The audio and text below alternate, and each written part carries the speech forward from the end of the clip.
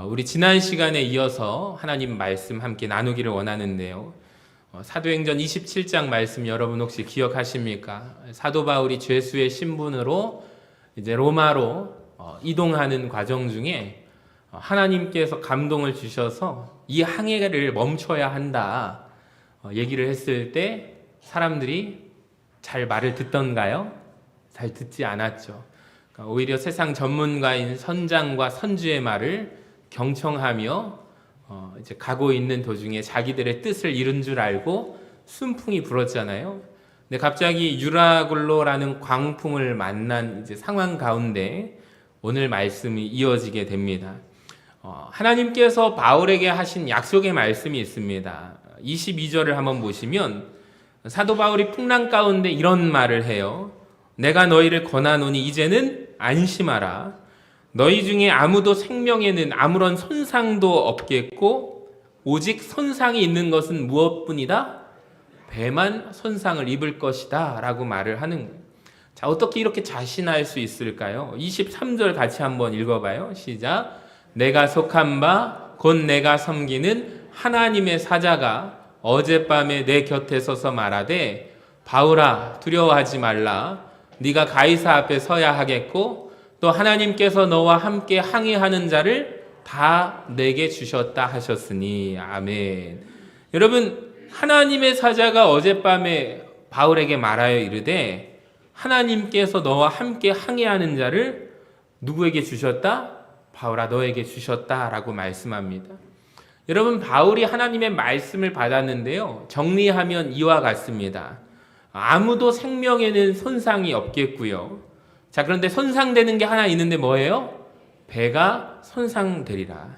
그리고 바울은 로마로 갈 것이고 가이사 앞에 서게 될 것이고 배에 모든 탄 사람들을 누구 손에 맡겼냐면 바울의 손에 맡겼다. 자, 이게 하나님의 약속의 말씀이죠. 여러분, 이 약속의 말씀에 대하여 바울이 어떻게 반응하는지를 우리가 한번 보시기 바랍니다.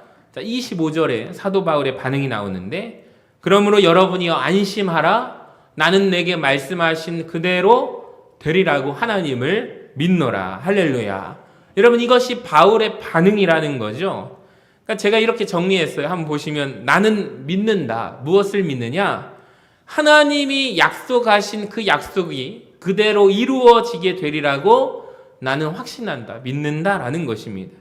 여러분, 그리고 우리가 27장을 읽어보니까 하나님이 약속하신 대로 그대로 배에 탔던 276명은 생명에 아무런 손상이 없어요. 근데 배는 결국에 깨어질 것이라고 그랬잖아요. 그대로 말씀의 성취가 이루어집니다. 자, 사도행전 27장 41절을 보세요. 배가 큰 물결에 깨어져 가게 되는데 44절을 보니까 사람들이 상륙하여 다 구조되게 됩니다. 정말 하나님이 약속하신 그대로 성취되었구나. 자, 그래서 이렇게 정리할 수 있어요. 약속의 성취는 배는 깨어지게 되지만 결국에 276명 전원은 멜리데 섬에 상륙하여 구조가 됩니다. 사도행전 27장을 요약하면 이와 같이 하나님의 말씀, 약속의 말씀이 먼저 있었고 그것을 바울이 믿었어요. 그랬더니 붙잡았더니 약속이 성취가 되게 되었다. 할렐루야. 여러분, 우리도 마찬가지입니다. 하나님의 약속의 말씀을 내가 믿을 때 우리가 할 수 있는 건 믿음밖에 없거든요. 약속의 말씀이 성취가 됨을 믿는 저와 여러분 되시기를 주님의 이름으로 간절히 축원합니다. 그런데 오늘 본문을 통해서 하나 확인할 수 있는 게 뭐냐면 하나님의 약속의 말씀이 있었고 또 하나님의 약속의 말씀이 성취되기까지 중간 사이에 우리가 해야 하는 일이 있는데 무엇이냐면 따라해 볼까요? 기다림의 시간이 있다라는 거예요. 오늘 27절 본문을 한번 보시면 그 섬에 멜리데 섬에 언제 이르게 되냐면 열 나흘째 되는 날 밤에 라고 되어 있지 않습니까? 그러니까 우리가 아드리아 바다에서 이리저리 쫓겨가다가 자정쯤 되어 사공들이 어느 육지에 가까워지는 줄을 짐작하게 되죠. 그러니까 섬에 도착하기까지 며칠이 걸려요? 풍랑을 만난 지 열 나흘째 되어서야 섬에 걸리게 되는 것입니다. 그러니까 한번 이 말씀을 가지고 우리가 추적해 볼 필요가 있는데 19절에 보면은 풍랑을 만난 지 며칠째 되는 날에 사흘째 되는 날에 배의 기구를 그들의 손으로 바다에 내버리기 시작합니다. 자, 그리고 20절을 보니까 그로부터 여러 날 동안 해도 별도 보이지 않았다라고 합니다. 여러분, 우리가 단서가 있는데요. 여러 날 동안.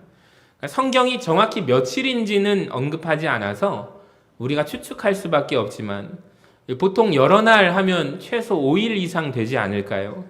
그러니까 풍랑을 만나고 3일째 되는 날 배의 기구들은 버려버렸고, 그러니까 그로부터 여러 날 동안 길게 잡아서 7일하고 8일 정도 되는 동안 정말로 아무것도 안 보이고 깜깜한 지경에 이르렀다라는 거예요. 그러니까 여러분, 풍랑을 만난 지 열흘에서 열하루 지났다라고 보면 합리적일 것입니다. 그때 하나님께서 바울에게 말씀하셨다라는 거죠. 염려하지 마라, 안심하라. 이 배는 결국에 깨어지겠지만 너희 모두는 구원받는다. 할렐루야. 여러분, 이 약속을 하나님이 주셨고 바울이 믿었어요. 그 말씀은 열 나흘째 되는 날에 성취되는 것을 보면 충분하게 며칠 정도의 기다림이 있었을까 생각을 해본다면 2일에서 3일 정도의 최소한의 기다림의 시간이 있었다라는 것입니다. 여러분, 근데 단 며칠이지만 평안한 가운데 2일에서 3일 동안 하나님의 응답을 기다리는 것과 풍랑 가운데 있는 며칠의 시간은 결코 짧은 시간이 아니겠죠. 제가 어렸을 때 부모님을 따라서 거제도였던 것 같습니다. 배를 탔는데 그때가 마침 태풍이 불어오고 있어서 영향을 받고 있는데 제가 어떻게 따라간지 기억은 안 나는데 그 배를 타고 30분에서 한 1시간 정도 이렇게 가는 거리인데 그 배를 제가 탔을 때 어렸을 때거든요. 초등학교인데 아직도 근데 생생히 기억나는 게 집채만한 파도를 경험을 했어요. 제가 어떤 생각을 했는지 아십니까? 이 배 타다가 큰일 났다. 나 죽을 수도 있겠구나. 우리 가족 여기 괜히 와가지고 탄 거 아니야? 살려주세요 하면서 하나님께 기도했던 기억이 있는데 진짜 그 잔잔하던 그 바다가 변하면 이렇게 무서워질 수 있겠구나라는 것을 제가 어린 나이에 눈으로 확인했는데 가끔 그때 기억이 생생하게 떠오릅니다. 그러니까 배 타면 좀 무서운 공포증이 있어요. 그래서 그때 그 파도를 보고서 그때 참 놀랐던, 가슴을 쓸어내렸던 것이 있습니다. 근데 배 안에가 완전 아수라장이었는데요. 30분 정도 탔는데 여기저기에서 비닐봉투에 막 구토하고 막 어지러워, 막 정신을 못 차릴 정도로 혼란스러운 배 안이 아수라장이었는데 여러분, 그런 상태로 한번 이틀에서 3일간 있는다고 생각해 보면 어떻습니까? 완전히 다르죠. 풍랑 가운데 있는 며칠은 절대로 짧은 시간이 아닐 것입니다. 여러분, 우리가 기억해야 할 것이 있는데 우리는 하나님의 약속, 말씀은 분명히 믿습니다. 그 말씀대로 성취될 것을 우리가 믿어요. 근데 우리가 때로는 해야 할 것이 있는데 기다림이라는 것입니다. 그러니까 우리는 속도에 굉장히 민감해요. 근데 믿음은 무엇인가? 기다리는 것이다. 그러니까 주님의 시간에 주님의 뜻이 이루어지기를 우리가 기다리는 것, 이것이 믿음이고 신앙생활 아닐까요? 찬양을 보면은 한번 가사를 보세요. 하루하루 살 동안 주님이 인도하시니 주의 뜻 이루어지기를 기다려 라는 찬양이 있습니다. 이 찬양을 제가 여러 번 불러가면서 이 찬양의 의미를 깨달았어요. 주님의 시간에 주님의 뜻이 이루어지게 되는데 하루하루 우리가 모르는 가운데 하나님이 조금씩 우리를 인도해 가신다라는, 다만 우리는 모를 뿐이지만 시간이 지나고 나서야 하나님이 역사하셨구나.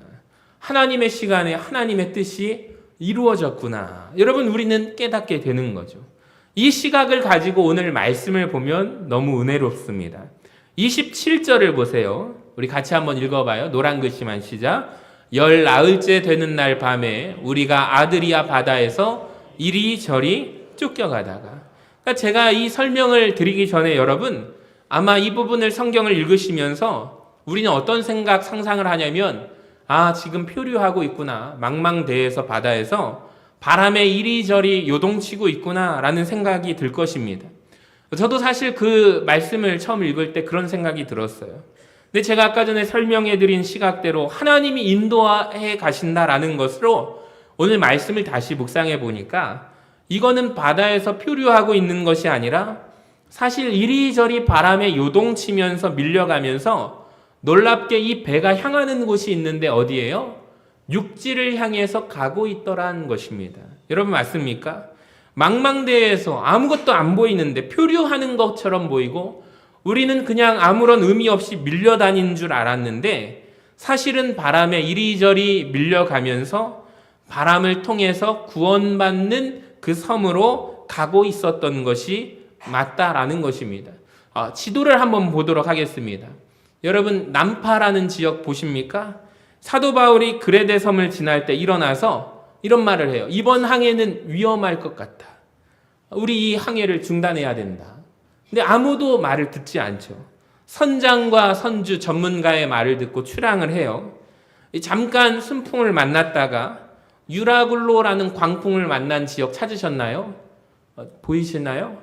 유라굴로라는 광풍을 만난 시점을 찾으시고 14일을 고생하는데 정말로 바람에 이리저리 요동치다가 여러분 놀랍게도 그 바람이 인간이 주도권을 전혀 쓰지 못하는 상황에서 이 바람이 이 배를 이 약속의 지금 멜리데 섬으로 육지로 인도해 가고 있었다라는 사실을 우리는 알게 됩니다. 그러니까 배 안에 탄 사람들은 몰랐을 뿐이죠.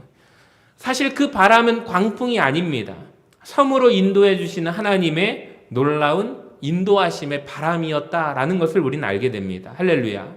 여러분 우리도 마찬가지. 우리 안에 우리 인생에 기다림의 시간이 있어요. 저와 여러분의 인생의 시간에 왜 이렇게 나의 기다림은 오랫동안 기다려야 하는지 때로는 의구심이 들 때도 있지만 괴롭지만 아무것도 보이지 않지만 나의 눈은 인식할 수 없지만 그럼에도 불구하고 하나님의 바람은 우리를 이리저리 이끌어가고 계시고 인도하여 주심을 믿는 저와 여러분 되시기를 바랍니다.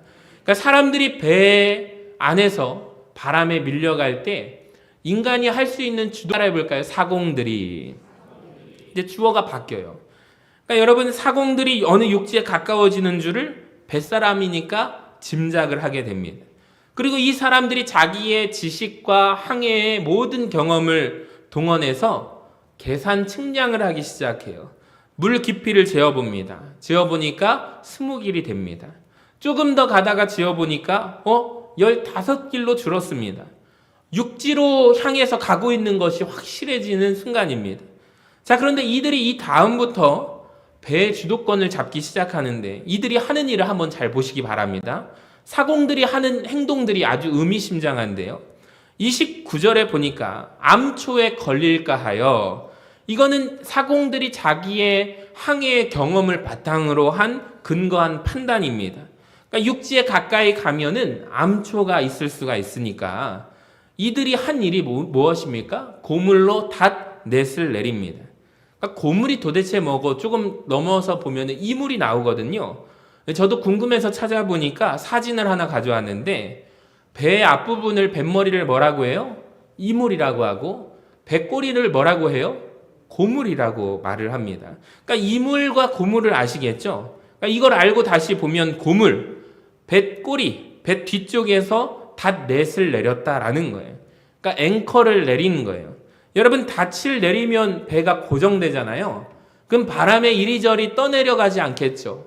고정한 상태로 거기에 계속 있을 수가 있겠죠. 바람에 밀려가지 않습니다. 그러니까 굉장히 재미있는 변화를 우리는 보고 있는 거예요. 여러분 그동안 배는 어떻게 다녔죠? 바람에 이리저리 밀려 다녔습니다.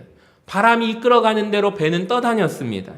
근데 이제는 사공들이 주도권을 잡게 되니까 이제는 우리가 통제하겠다 이것입니다. 이 배를 바람이 이끄는 대로 가지 않겠다. 우리가 방향키를 주겠다라는 거예요.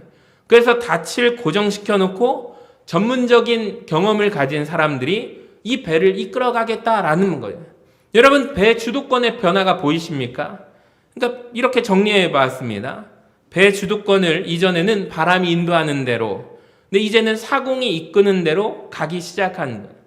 근데 여러분, 사람이 이 주도권을 배 안에서 잡는 순간 최고의 위기가 닥쳤다는 것을 아십니까?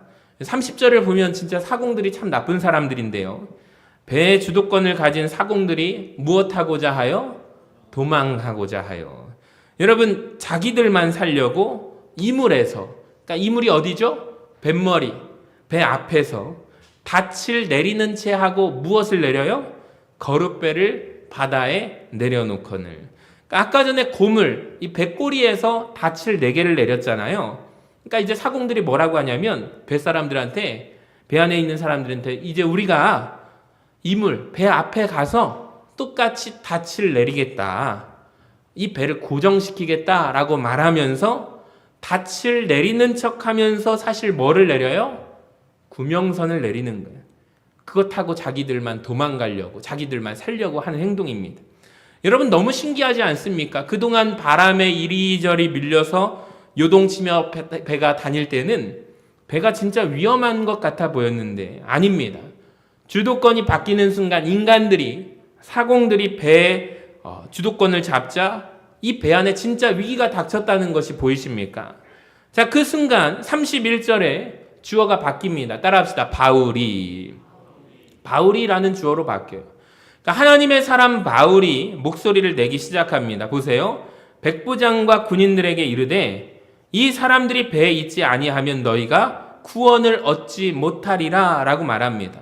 그래서 군인들이 바울의 말을 듣고 어떤 행동을 해요? 거룻줄을 끊어버립니다. 그러니까 구명선을 버려버립니다. 이 배에는 여러분 이제 더 이상 구명선이 있어요? 없어요? 없는 거죠. 그러니까 사공들이 이제 오도 가도 못하게 되고요. 더 이상 사공들이 배 안에서 주도적인 행동을 할 수 있을까요? 없을까요? 없습니다. 왜 그래요? 도망가려고 하다가 걸려버렸거든요. 그러니까 이 배의 주도권은 누구에게로 가냐면 사도 바울이 주도권을 잡게 되는 거예요. 하나님의 사람, 여러분 사도 바울이 잡게 됩니다. 리더십이라는 게 지난 시간에 제가 말씀드렸잖아요. 쉽이 영어로 뭐라고요? 배입니다. 그러니까 우리가 리더라는 것은 어느 한 배를 이끌어가는 그 사람을 리더십을 가진 사람이다라고 하는 거죠. 마찬가지로 이 리더십을 발휘하는 사람은 사도 바울입니다. 33절을 보세요. 이제 바울의 리더십이 나오는데 당신들 먹을 것 좀 먹어라. 14일 동안 밥을 먹지 못하지 않았느냐. 먹어야 한다라고 말해요. 그리고 배부르게 먹은 후에 35절에 보니까 떡을 가져서 축사해요. 그러니까 쉽게 말해서 먹기 전에 뭘 해요? 식사기도 합시다 라는 말이에요. 자, 그런데 배에 탄 군인들이 함께 기도를 해요? 안 해요? 함께 기도를 하더라는 거예요. 여러분 상상해 보세요. 놀라운 일이 벌어집니다. 그리고 276명의 리더가 되고 38절에 배부르게 먹은 후에 밀을 어디에다 버리라고요? 바다에게 버리라 라고 하니까 사람들이 다 말을 듣고 버립니다. 이게 놀라운 변화 아닙니까? 여러분 처음에 사도 바울이 배를 탔을 때 사도 바울의 말을 누가 경청하든가요? 아무도 안 듣죠. 자, 그런데 중간쯤 와서 사도 바울의 말을 경청하기 시작했고 이제는 사람들이 경청함을 넘어서서 사도 바울이 하자는 대로 그들이 다 따라하고 있는 모습이 나옵니다.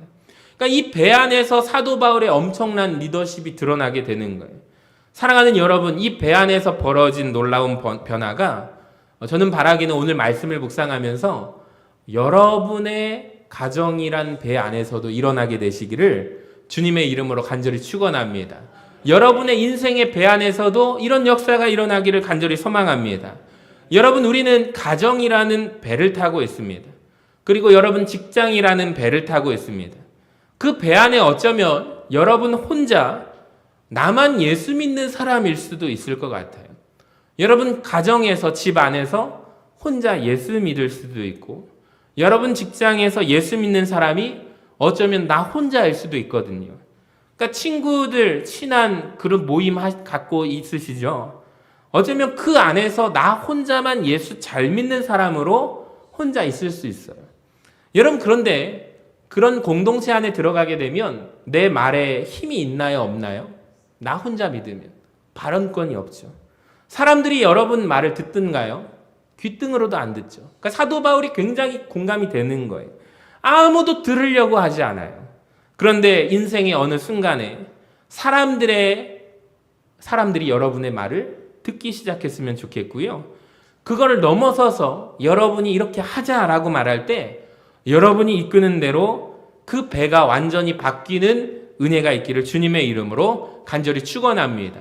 그러니까 그 배 안에서 누가 주도권을 잡아요? 하나님의 사람이 잡는 거예요. 그러니까 사도 바울이 배 안에서 리더십을 가지고 하는 행동 하나를 묵상해 보면 저는 한 가지로 이렇게 결과로 추론이 되었습니다. 뭐냐면 다시 바람의 인도를 받고자 하는 바울의 모습이 나옵니다. 다시 바람의 인도하심. 여러분 잘 기억하세요. 38절에서 밀을 바다에 버리라고 하잖아요. 40절에서는 바울이 무엇을 끊어버리라고 해요? 닻을 끊어버리라. 아까 전에 닻이 여러분 앵커잖아요. 4개의 배 뒷꼬리에서 닻을 4개를 내렸어요.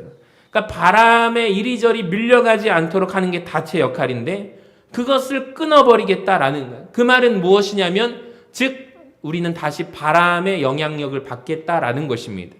그리고 세상에 무엇을 풀어버려요? 방향키를 풀어버려요. 키는 방향을 결정하는 거예요. 이거를 풀어버려요. 이 말은 내가 조정하지 않겠다. 바람이 이끄는 대로 가겠다라는 것입니다. 더 놀라운 것 하나 있습니다. 따라합시다. 돛을 달고. 여러분, 돛을 다는 이유가 무엇일까요? 바람을 최대한 영향을 받기 위해서 돛을 다는 거예요. 그 다음 잘 보세요. 줄 칠 수 있으면 여러분 성경에 꼭 여기 부분에 형광펜이든 볼펜으로 밑줄을 그으시기 바랍니다. 여러분 왜 돛을 달았을까요? 바람에 맞추어 가기 위해서 돛을 달았다라는 것입니다. 여러분 놀랍게도 사도 바울이 이 배 안에서 주도권을 잡고 한 일은 오직 한 가지로 수렴되는데 사람의 주도권을 잡지 않겠다라는 굳은 의지고요. 다 버려버리죠. 다 풀어버립니다. 이미 구명선이 없어요. 그 다음에 돛을 달자. 그 말은 우리 최대한 바람을 받자라는 것입니다. 그 바람이 인도하는 대로 가자라는 거예요. 이렇게 한번 정리해 봤어요. 하얀 글씨를 보여주시면은 이게 사도 바울이 한 거예요. 여러분 이 부분을 묵상하는 중에 제가 깨달은 게 하나 있어요. 여러분 떠오르는 생각 없으신가요? 제가 예전에 창세기 부분에서 설명을 하다가 노아의 방주 설교 기억나시나요? 그러니까 지금 이 배는요 노아의 방주와 똑같아지고 있다라는 것이 느껴지십니까? 여러분 노아의 방주에 특징이 있다고 했습니다. 하나님께서 노아의 방주를 노아에게 지어라 세세한 설계도를 주셨잖아요. 근데 그 배를 보면은 유심히 보면 없는 것이 두 가지가 있는데 첫 번째로 뭐가 없어요? 방향키가 없어요. 키가 없어요. 놀라운 겁니다. 그리고 두 번째는 엔진이 없어요. 동력이 없습니다. 그러니까 노아의 방주는 철저하게 테바라고 합니다. 따라해볼까요? 테바. 방주를 히브리어로 테바입니다. 철저히 바람이 이끄는 대로 갔던 배가 노아의 방주의 특징입니다. 그러니까 지금 이 사도 바울이 만났던 이 배, 유라굴로라는 광풍을 만난 배가 노아의 방주와 같은 똑같은 상태가 되었어요. 사람이 할 수 있는 건 이제 아무것도 없어요. 바람이 이끄는 대로 갈 뿐입니다. 자, 그런데 이 노아의 방주가 여러분 구원선이잖아요. 거기에 탄 사람들, 동물들이 다 살았잖아요. 근데 여러분 이 테바라는 단어가 어떤 뜻을 갖고 있냐면 또 따라해볼까요? 갈대상자. 갈대상자 기억나시나요? 우리가 요게벳, 모세의 어머니죠.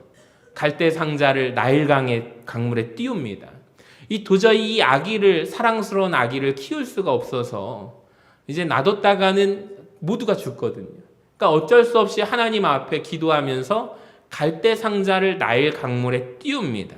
이게 테바 갈대상자라는 뜻이에요. 그러니까 여러분 바람 따라 가는 거예요. 갈대상자 여러분 나일 강물에 낙어가 있을 수도 있죠. 잘못하면 뒤집어져서 이 아기가 죽을 수도 있죠. 근데 바람에 그냥 맡기는 거예요. 엄마 입장에서 할 수 있는 게 아무것도 없는 거예요. 근데 하나님께서 나일강에 바람을 불게 하셔서 강물을 이렇게 하나님이 이끄시는 방향대로 이 테바 갈대 상자를 어린 아기 모세가 들어있는 상자를 어디로 이끄세요? 바로의 딸 공주 앞에 목욕하는 곳에 도착하는 걸 보세요. 할렐루야. 그러니까 철저히 똑같은 거예요. 오늘 이 배 안에서 벌어진 것이 무엇이냐면 테바, 이 배가 방주가 된 거예요.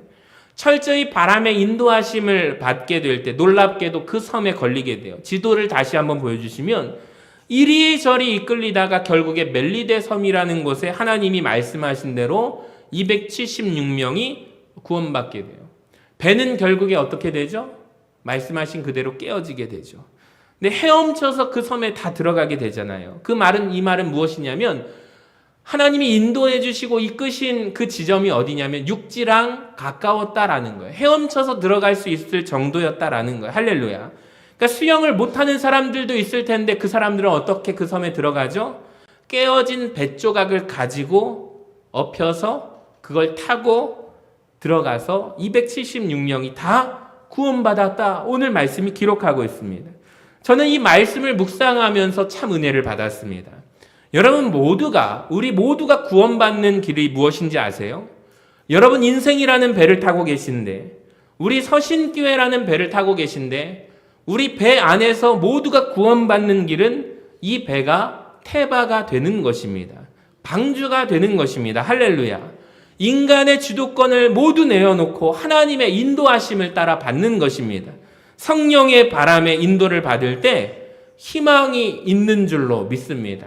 할렐루야. 여러분, 그러니까 우리가 사모해야 될 것은 무엇이냐면 기도의 돛을 달기를 원합니다. 따라합시다. 기도의 돛을 달자. 저는 바라기는 우리 서신교회라는 이 구원의 방주에 탄 우리 모든 성도님들이 여러분 한 분도 낙오하지 않고 모두 구원을 받기를 원합니다. 저는 한 명도 잃어버리지 않기를 원합니다.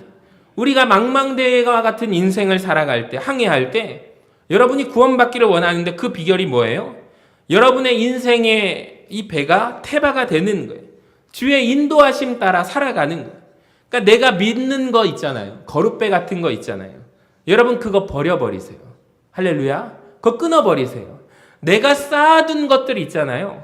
그거 버려버리세요. 나를 안전하게 지탱해주는 닷, 그거 끊어버리세요. 내 인생을 내가 조종하는가? 여러분 그거 방향키도 풀어버리세요. 돛만 다는 것입니다. 기도의 돛을 높이 다시기를 바랍니다. 그것이 바로 바람의 인도함을 받으려고 그럴 때 그 배가 안전할 줄로 믿습니다. 저는 바라기는 우리 교회에서 그래서 기도의 자리마다 성도님들이 좀 꽉꽉 찼으면 좋겠어요. 우리 수요 기도의 자리, 또 그리고 오늘 식사하시고 오후 2시에 6월 교회를 위한 기도의 자리 꼭 오셔서 우리가 하는 게 뭐예요? 하나님, 우리 이 구원선의 방주는 방향키가 없습니다. 하나님이 이끌어 가셔야 되고 하나님이 이끌어 가셔야 됩니다. 돛을 우리가 달 뿐입니다. 기도의 돛을 달아서 하나님 바람 불어주시고 우리를 인도하여 주시옵소서. 여러분 요한복음 21장에서 부활하신 예수님께서 베드로에게 뭐라고 하시냐면 네 팔을 벌려라 라고 하십니다. 이전에는 네 맘대로 살아왔지만 이제는 두 팔을 벌리는 인생으로 살라라는 거죠. 그럼 누가 이끌어 가시겠다? 내가 너를 이끌어 가리라. 여러분 말씀을 마칩니다. 망망대해와 같은 인생에 어떻게 내 힘으로 살아가겠습니까? 우리가 조종해서 계획해서 어떻게 살아가겠습니까? 주의 인도하심 따라 살아가야 할 줄로 믿습니다. 정말로 하나님 이 인생길을 하나님이 도와주셔야 되는데 기도의 돛을 올리고 하나님이 불어주시는 바람을 따라서 인도하심 따라서 우리가 살아가는 우리 모든 성도님들 되시기를 주님의 이름으로 간절히 축원합니다.